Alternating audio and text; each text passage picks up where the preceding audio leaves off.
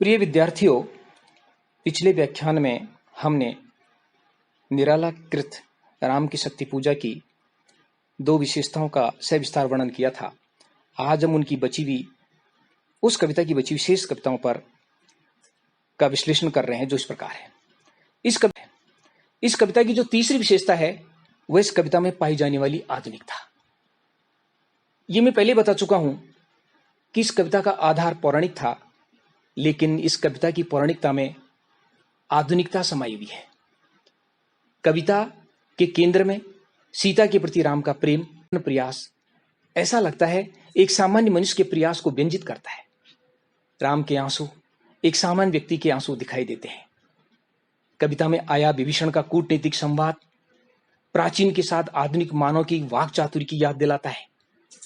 और उसके जवाब में जब राम ये कहते हैं, कविता की पंक्ति है, मित्रवर विजय होगी न समर, आज के उस मनुष्य की याद दिलाता है जो प्रतिकूल परिस्थितियों से घिरा हुआ है। इसके अतिरिक्त जब राम ये कहते हैं कि ये नहीं रहा नर वानर का राक्षस से रण, अन्याय जिधर है उधर शक्ति कहते चल चल, हो गए नयन कुछ बूंद पुनः ढल के दृढ़ जल। जब राम इस तरह से अपनी निराशा व्यक्त करते हैं, उनके आंसू अश्रुपात होता है उनके, तो ये कविता राम की वेदना आधुनिक व्यक्ति की वेदना से जुड़ जाती है। उस व्यक्ति की वेदना से जुड़ जाती है जो ये सोचता है कि मैं तो धर्म और सत्य के मार्ग पर दुखी हूं, और कुछ लोग अधर्म और झूठ के रास्ते पर चलने वाले व्यक्ति फल फूल रहे हैं। इसके अतिरिक्त कविता के अंत में नीलकमल गायब हो जाने का जो प्रकरण आता है, और उस स्थिति से निराश होकर के राम जब आत्मभर्त्सना करने लगते हैं और वे कहते हैं राम, कविता की पंक्तियां हैं, धिक जीवन जो पाता ही आया विरोध, दिक साधन जिसके लिए सदा ही किया शोध। तो निराला मध्यम वर्गीय पाठक से गहरी आत्मीयता सामंजस्य स्थापित कर लेते हैं। निराला की आत्मभर्त्सना उस मध्यम वर्गीय व्यक्ति की आत्मभर्त्सना है जो अपने जीवन में निरंतर बाधाओं का सामना करता रहा हो और जिसकी सफलता के मार्ग में अंतिम बार भी कोई बाधा आ खड़ी हुई हो। और अंत में राम को शक्ति द्वारा यह वरदान कि होगी जय हे पुरुषोत्तम। मानो निराला ने संकेत दिया है कि इस कविता के नायक राम एक तरफ प्राचीन पुरुषोत्तम है तो दूसरी तरफ नवीन और आधुनिक भी है। इन बातों से स्पष्ट होता है कि पौराणिक आधार लेने के बावजूद भी ये कविता जो है वो आधुनिक स्थितियों से पूरी तरह। तत्पश्चात इस कविता की एक महत्वपूर्ण विशेषता सामने आती है जो पाठकों का ध्यान आकर्षित करती है, वह इस कविता में पाई जाने वाली चित्रात्मकता। निराला ने इस कविता में जिन घटनाओं का वर्णन किया है, कविता को जब पढ़ते हैं तो चित्रों की तरह पाठक की आंखों के सामने आती है। कविता का आरंभ जिस युद्ध के दृश्य होता है वह राम रावण के पूरे युद्ध को आंखों के सामने उपस्थित कर देता है। जैसे राघव लाघव रावण वारण गत युग्म प्रहर, उद्दत लंकापति मर्दित कपिदल बल विस्तर, अनिमेष राम विश्वजिद जिद दिव्य सरभंग भाव विद्यांग बद्ध कौदंड मुष्टि खर रुधिर स्राव।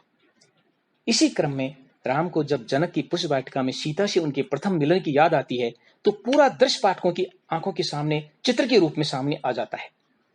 कविता का अंतिम अंश और भी ज्यादा चित्रात्मक है।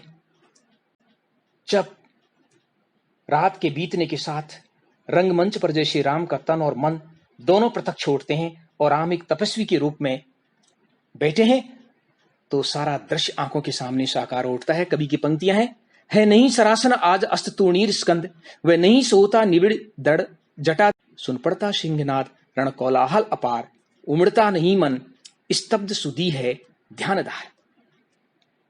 इन अंशों के उदाहरण के बाद स्पष्ट हो जाता है कि चित्रात्मकता इस कविता की एक महत्वपूर्ण विशेषता है। इसके बाद अगली जो विशेषता है वह है इसकी संवाद योजना।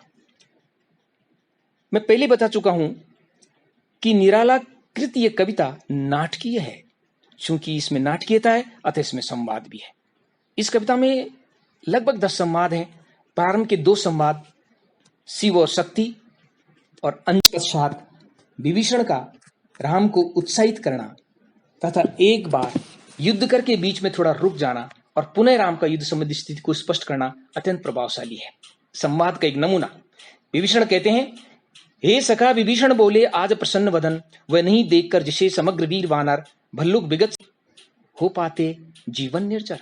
तो राम कहते हैं, बोले रघुकुणमणि मित्रवर विजय होगी न समर, ये नहीं रहा नरवानर का राक्षस से रण, उतरी है महाशक्ति रावण से आमंत्रण, अन्याय जिधर है उधर शक्ति। इससे पूर्व जो शिव का संवाद आया है वो गंभीर नाम है, क्योंकि उसमें हनुमान की विशेषताएं गिनाई गई हैं। लेकिन विभीषण का संवाद अपेक्षाकृत सरल है और उसमें मुखरता है। विभीषण कहते हैं, कितना श्रम हुआ व्यर्थ, आया जब मिलन समय, तुम खींच रहे हो हस्त जानकी से निर्दय। और विभीषण के संवाद का सबसे प्रभावशाली अंश वह है जिसके अंत में वे स्वयं को धिक्कारते हैं, लेकिन उनका लक्ष्य जो है वो राम होते हैं। और वो कहते हैं, सुनता बसंत में उपवन में, कल कूजित पिक में बना किंतु लंकापति, धिक राघव धिक धिक। इस प्रकार स्पष्ट है कि विभीषण के संवाद में कितना प्रभाव है कि अपने को धिक्कारते हुए उसका लक्ष्य जो है राम है। इन उदाहरणों से स्पष्ट होता है कि इस कविता की संवाद या जो स्वगत भाषण है वो अत्यंत प्रभावशाली है। इसके बाद इस कविता की जो अंतिम विशेषता है वह इसकी प्रभावशाली भाषा। कवि निराला हिंदी में अपनी प्रखर भाषा के लिए जाने जाते हैं।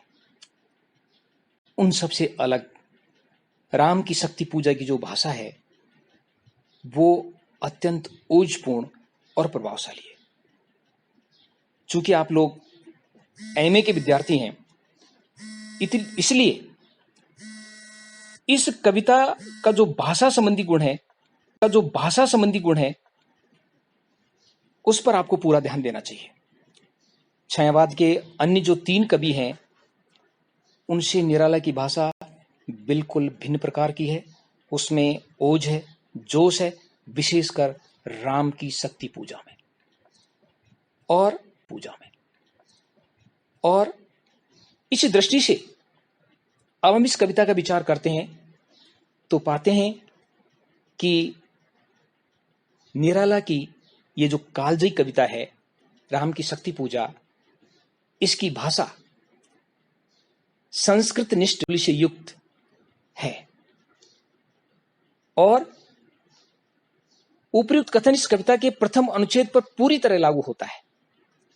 इस अनुच्छेद में निराला जब राम रावण के युद्ध का वर्णन करते हैं तो प्रथम अनुच्छेद है वो 18 पंक्तियों तक चलता है और निराला उसके वर्णन में इतने तन्मय हो जाते हैं, इतने तल्लीन हो जाते हैं कि 18 पंक्तियों के बाद जाकर के पूर्ण विराम लगता है और पूरा जो दृश्य है वो भाषा की दृष्टि बहुत प्रभावशाली बन जाता है। उसमें अधिकतर सामासिक शब्दों का प्रयोग किया गया है। ऐसा लगता है इस कविता में के प्रारंभ में संस्कृत में समस्त पदावली का प्रयोग निराला ने युद्ध के वर्णन को प्रभावशाली बनाने के लिए किया है और उसको शीघ्रता से पूरा करने के लिए किया है। ऐसा लगता है कि वो इसके बाद मुख्य विषय पर आना चाहते हैं। इस कविता को जब आप दोपांत पढ़ते हैं तो ये बात सामने आती है कि निराला ने अपनी इस कविता के अंत में नहीं अपितु मध्य में भी तुकों का विधान किया है और बड़ी बारीकी से किया है। यदि सूक्ष्मता से इस कविता का अध्ययन करें तो ये बात सामने आती है। जैसे मैं आपके सामने एक उदाहरण देना चाहूंगा। इस कविता की पंक्तियां हैं दो पंक्तियां हैं। प्रतिपल परिवर्तित व्यू, भेद कौशल समूह, राक्षस विरुद्ध प्रत्युह, क्रुद्ध कपि विषम हुए। इसी तरह राघव लाघव वारण में दोनों समस्त पदों में अंत्यानुप्रास के साथ आ की 4 बार आवृत्ति हुई है। और उपयुक्त उदाहरण जो मैंने दिया है उसमें कवि ने विषम जैसे तत्सम शब्द के साथ हुए जैसे देश शब्द का प्रयोग किया है। यह ध्यान देने की बात है कि निराला ने हुए शब्द तुलसीदास से लिया है और तुलसीदास की रचनाओं में ये कपियों का वो वर्णन करते हैं तो ये हुए शब्द वहां मिलता है। इस बात से निराला शब्द योजना में किसी रूढ़ सरनी के कायल नहीं है, अर्थात वो परंपरागत चली आती हुई जो स्थितियां हैं उसे अलग हट करके लिखते हैं, उसका वो पूरी तरह से अनुसरण नहीं करते हैं। इसके अतिरिक्त भाषा की दृष्टि से जब हम इस कविता पर विचार करते हैं तो इस कविता की भाषा में भाव और भाषा तथा अर्थ और संगीत और शब्द संगीत का गजब का संयोजन है। कविता को जो पढ़ते हैं, जब विशेषकर युद्ध का वर्णन करते हैं तो ऐसा लगता है मानो युद्ध के बाज के साथ बज रहे हों।